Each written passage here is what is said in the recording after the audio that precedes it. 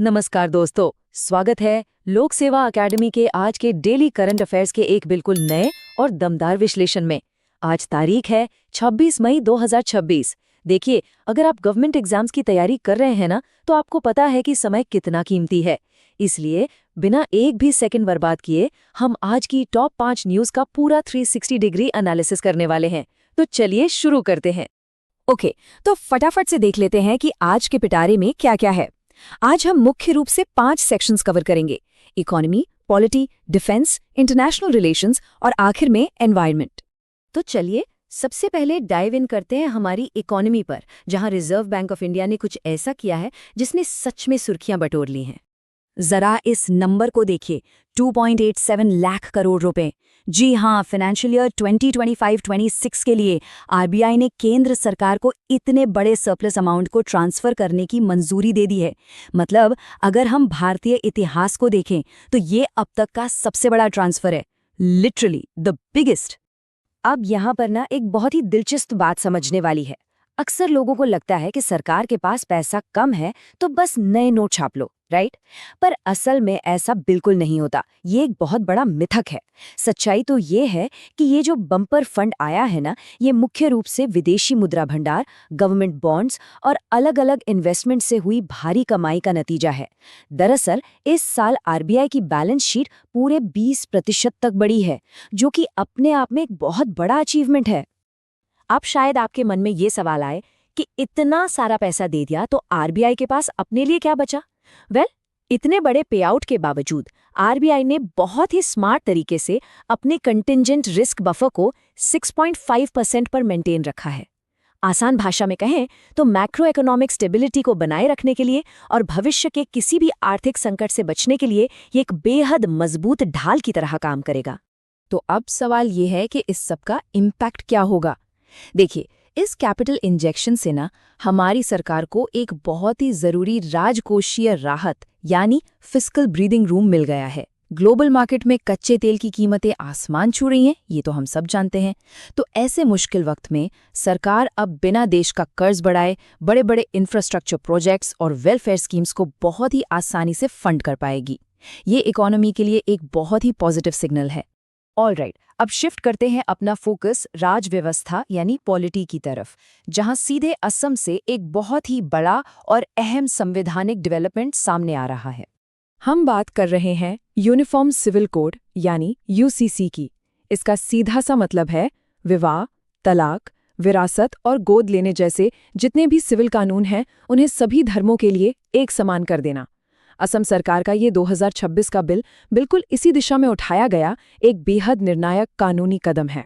और अगर हम इसके कॉन्स्टिट्यूशनल बेस को देखें तो ये कदम सीधे तौर पर हमारे संविधान के अनुच्छेद 44 यानी आर्टिकल 44 से प्रेरित है।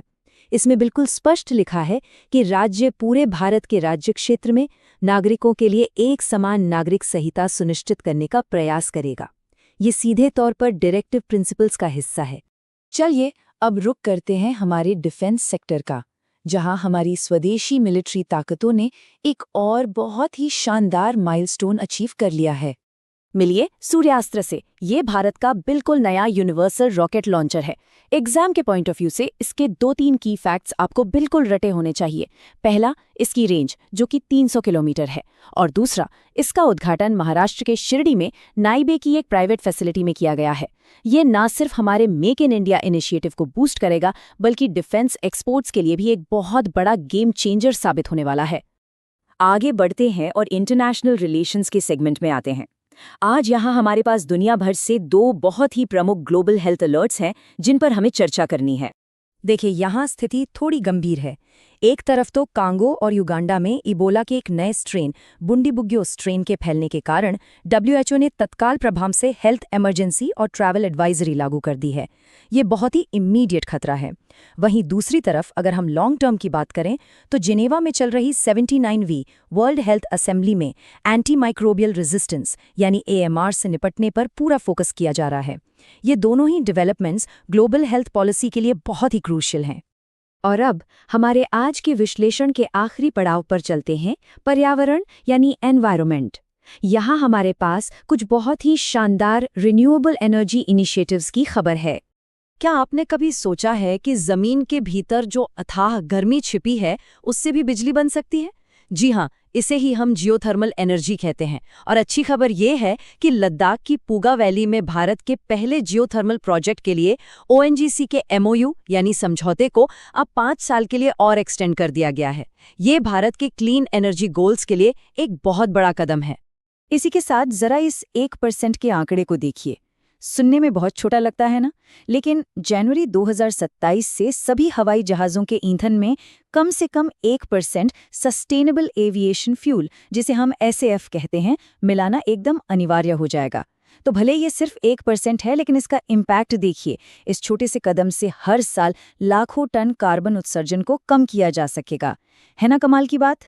तो चलिए आज के इस सेशन को एक बहुत ही महत्वपूर्ण सवाल के साथ खत्म करते हैं। यूसीसी से जुड़ा संविधान का अनुच्छेद 44 आज हमारी चर्चा का केंद्र रहा।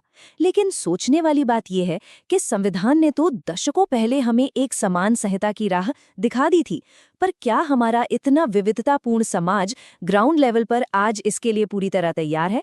इस सवाल पर जरूर विचार कीजिएगा। खैर, आज के इस एक्सप्लेनर को यहीं विराम देते हैं। मिलेंगे आपसे ऐसे ही एक नए शार्प और सटीक विश्लेषण के साथ। तब तक के लिए पढ़ते रहिए और आगे बढ़ते रहिए।